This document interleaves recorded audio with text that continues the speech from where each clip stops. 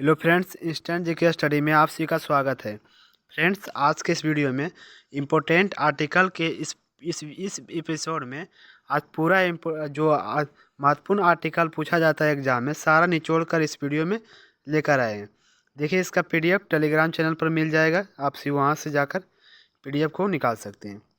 चलिए फ्रेंड्स, पहला जो आर्टिकल है आर्टिकल 55 है, राष्ट्रपति के निर्वाचन के रीति से संबंधित है, जो अप्रत्यक्ष रूप से होता है। आर्टिकल 56 है, राष्ट्रपति के पदावधि, जो 5 ईयर का होता है। देखिए, पूरा डिटेल इस वीडियो में लिखा गया आर्टिकल किस पर संबंधित है और उसका कार्यकाल पूरा। देखिए, आर्टिकल 60 है, जो राष्ट्रपति के शपथ सुप्रीम कोर्ट के मुख्य न्यायाधीश द्वारा दिया जाता है। ये भी प्रश्न पूछा जाता है कि राष्ट्रपति का शपथ कौन दिलाता है, तो सुप्रीम कोर्ट के मुख्य न्यायाधीश राष्ट्रपति को शपथ दिलाता है। देखिए, आर्टिकल 61 है कि राष्ट्रपति पर महाभियोग चलाने की प्रक्रिया। आर्टिकल 63 है, भारत का उपराष्ट्रपति का पद है, जो आर्टिकल 63 है। आर्टिकल 64 है, उपराष्ट्रपति राज्यसभा के पदेन सभापति होता है।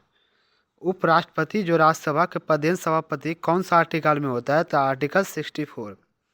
आर्टिकल 66 में है उपराष्ट्रपति का निर्वाचन, यानी कि उपराष्ट्रपति का चुनाव।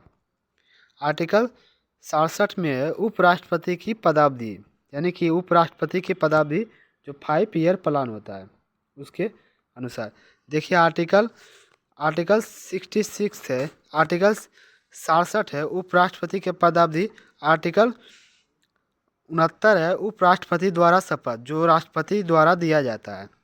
आर्टिकल 72 है राष्ट्रपति के सलाह देने की राष्ट्रपति सलाह देने के लिए मंत्रिपरिषद, आर्टिकल 72 के अंतर्गत।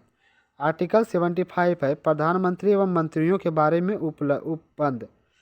आर्टिकल 75 के द्वारा प्रधानमंत्री एवं मंत्रियों के बारे में उपबंध। देखिए, आर्टिकल 76 है, आर्टिकल 76 है भारत के महान्यायवादी, आर्टिकल 76। आर्टिकल 77 है भारत सरकार का कार्य संचालन। काफ़ी बार एग्जाम में पूछा जाता है आर्टिकल 76 और 77, भारत के महान्यायवादी का संबंध किस आर्टिकल से है, तो आर्टिकल 76। और आर्टिकल 77 है भारत सरकार द्वारा कार्य संचालन। आर्टिकल 78 है राष्ट्रपति के जानकारी देने के लिए प्रधानमंत्री के कर्तव्य, आर्टिकल 78। संसद का गठन है, आर्टिकल 79। आर्टिकल 80 है राज्यसभा की संरचना। आर्टिकल 81 है लोकसभा की संरचना। आर्टिकल 83 है संसद के सदनों की अवधि। आर्टिकल 83 है संसद की सदनों की अवधि। आर्टिकल 84 है संसद के सदस्यों की अर्हता एवं योग्यताएं, आर्टिकल 84 के अनुसार। आर्टिकल 85 है संसद के सत्रावसन विघटन राष्ट्रपति द्वारा। आर्टिकल 108 है दोनों सदनों को संयुक्त बैठक बुलाते हैं राष्ट्रपति द्वारा। आर्टिकल 108 में है दोनों सदनों की संयुक्त बैठक कौन बुलाता है, राष्ट्रपति। आर्टिकल 109 है धन विधेयक के संवेद में विशेष प्रक्रिया लोकसभा के अनुसार होता है।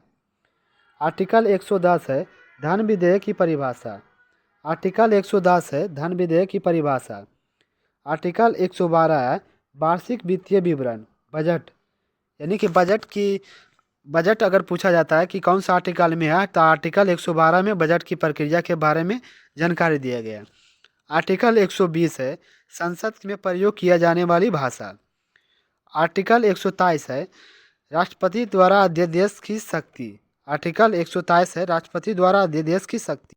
आर्टिकल 125 है फ्रेंड्स हाई कोर्ट में जजों का वेतन। आर्टिकल 125 में है हाई कोर्ट में जजों का वेतन। आर्टिकल 126 है सुप्रीम कोर्ट के कार्यवाहक के मुख्य न्यायाधीश। सुप्रीम कोर्ट के कार्यवाहक का मुख्य न्यायाधीश कौन सा आर्टिकल में है, आर्टिकल 126। आर्टिकल 129 है सुप्रीम कोर्ट के अभिलेख न्यायालय। आर्टिकल 129 है सुप्रीम कोर्ट के अभिलेख न्यायालय। आर्टिकल 131 है सुप्रीम कोर्ट के प्रारंभिक क्षेत्राधिकार। आर्टिकल 132 है सुप्रीम कोर्ट के संवैधानिक मामलों की अपील। देखिए, आर्टिकल 148 है नियंत्रक महालेखा परीक्षक की नियुक्ति, यानी कि कैग की नियुक्ति।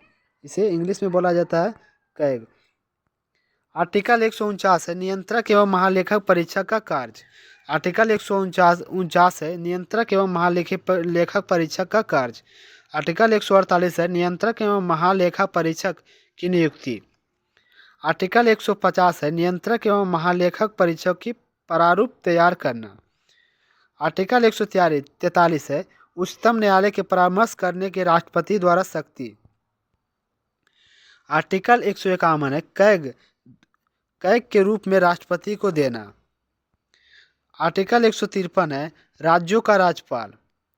आर्टिकल 154 है राज्य के कार्यपालिका की शक्ति का राज्य के कार्यपालिका की शक्ति यानी कि राज्यपाल की शक्ति के बारे में बताया गया आर्टिकल 154। आर्टिकल 155 है राज्यपाल की नियुक्ति राष्ट्रपति द्वारा। आर्टिकल 156 है राज्यपाल की पदावधि यानी कि 5 ईयर चलता है उसका। आर्टिकल 157 है राज्यपाल की योग्यताएं 35 वर्ष राज्यपाल की योग्यताएं होती है निर्वाचन में खड़ा होने के। आर्टिकल 158 है राज्यपाल की सेवा शर्तें। आर्टिकल 159 है राज्यपाल की शपथ। आर्टिकल 160 है राज्यपाल की कर्तव्य। आर्टिकल 161 है राज्यपाल सजा माफ कर सकते हैं फांसी की सजा छोड़कर फांसी की सजा जो राष्ट्रपति द्वारा माफ किया जाता है। आर्टिकल 162 है राज्य कार्यपालिका की शक्ति का विस्तार। आर्टिकल 163 है राज्य मंत्रिपरिषद में राज्यपाल की सलाह। आर्टिकल 164 है मंत्रिपरिषद का मुख्यमंत्री की नियुक्ति। फ्रेंड्स, इस प्रकार से महत्वपूर्ण आर्टिकल के वीडियो में अगर आप सभी को वीडियो बहुत अच्छा लगा है तो लाइक एवं सब्सक्राइब कीजिएगा, दोस्तों तक जरूर शेयर कीजिएगा। तब तक के लिए मिलते हैं नेक्स्ट वीडियो में। जय हिंद, जय भारत।